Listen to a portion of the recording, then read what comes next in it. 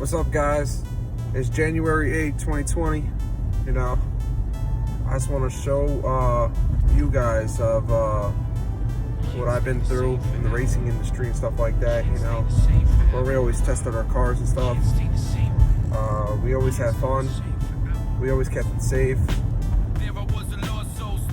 And pretty much we're just strolling around the neighborhood right now.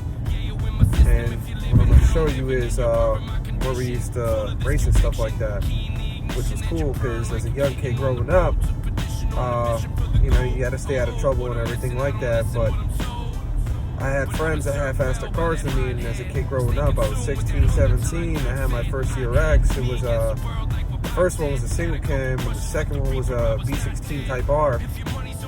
It was fun as fuck. We used to go to Woodbridge, and we used to just lock it up down there, you know, Riverton Center and stuff like that. But then, you know, cops started raiding, everything started happening like that. And it was all fun and games. And we're talking about, this is like back in 2008 or so, where cops didn't really bother you as much as they did today and these days. So when that died out, you know, all of our friends, we would all meet up and we would all go to the spot. You know, I'm gonna take you around to it. Mile strip, pretty much, open road. No one really bugged you. I won dozens of races. I lost dozens of races. I mean, you name it all, and you look at it, and you look at the history of the road, it's crazy to where you were in 2009 compared to where you are today in 2020. You know, I got a 10-second turbo Integra. You know, I started off with a all-motor V16, then I had a V20, I had an LSV, I had an LSV turbo, I had a built car, I had a stock car. Anything that I had four wheels and it was a manual. I mean, you look at it and I was just tearing up the streets at that point of my life. And it was all fun and games, truthfully, till, you know, I got my license suspended 4 times for drag racing, outrunning cops, eluding, I mean, you name it, the whole nine. And as I look back on those kind of days and age, it's really crazy. I'm grateful to be alive, obviously, because we used to go on 287, and my street name was, or the group that I called it was Interstate 287 Kings, because we used to annihilate almost every car that came our way, whether we had an all-motor car or whether we had a turbo car, you know what I'm saying, which was real fun. All those stuff like that, and you look back in time, in history, it's like, damn, you know, I did that. Yeah, it's crazy. It's a great feeling to be noticed. I mean, I used to race top-notch guys. I'm talking about, you know, 30. I was 17, 18. They were like 30 to 35, 40, and I was beating them. And my buddy Vinny and shit, you know, he used to tell me all the time to come to race. He used to have a hatchback. It was a Civic hatchback. It was a fully built 1.8 liter all motor Type R.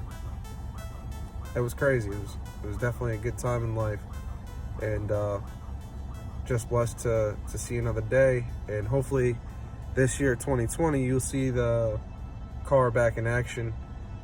We'll be at Island Dragway, Great Meadows, New Jersey. We'll be doing a lot of fucking videos. My brother got a Integra also. He got one with a JDM Type R front end. He's got also a LSV, or now we actually just switched up. It was a B20 V turbo now, ball bearing turbo, the whole nine, you know, the whole works. He has the same exact setup as mine, except for one notch above his. He got a stage 4 clutch. I got a twin disc, you know. He has a Edelbrock intake manifold. I have a Skunk 2 intake manifold. Alright, so this is the strip that we're coming up to right now. And as you can see, it goes all the way down. But we didn't race, like, obviously right here, you know. We let this go by or whatever it was. And this is where we would stop, where we would go all the way down and turn around.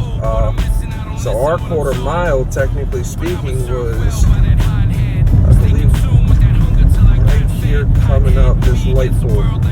Not this one right here. and not this one right here, but this one right here. That was our light pole where we stopped pretty much. That was like more than a quarter mile, you could say, because we were traveling at 130, 140 miles an hour, and it would go all the way down. You see how far it is, and there's not really that many people that came down here late night, so I bring tons of cars down here. I've owned over 2,000-3,000 vehicles, you know, whether it be all motor, turbo, you know, classic, non-classic. I mean, it had 4 wheels and it was a manual. I mean, I was here. This is my strip. See, and then you go right here. There's the turn-off point right here. And it's like, you just go around like this. And I remember like it was yesterday. Look, someone just did a burnout right there. Like, this is just the strip that you would come when you have problems with people who thought they were faster in life. And, you know, me and my brother used to just right here, fucking lock it up, someone will be right there, and fucking cut it like this. Keep going, man.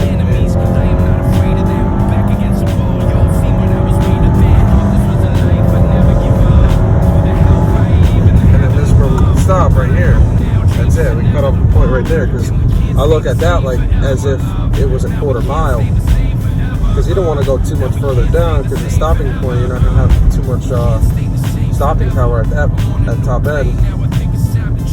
We always have fun, man, and hopefully to see you guys up in 2020, to be honest. So maybe we can make the best out of it this year and see what numbers we can run. You know, I'm hoping for a 10-second pass before getting kicked out or something like that. So I mean, let's see what happens, man.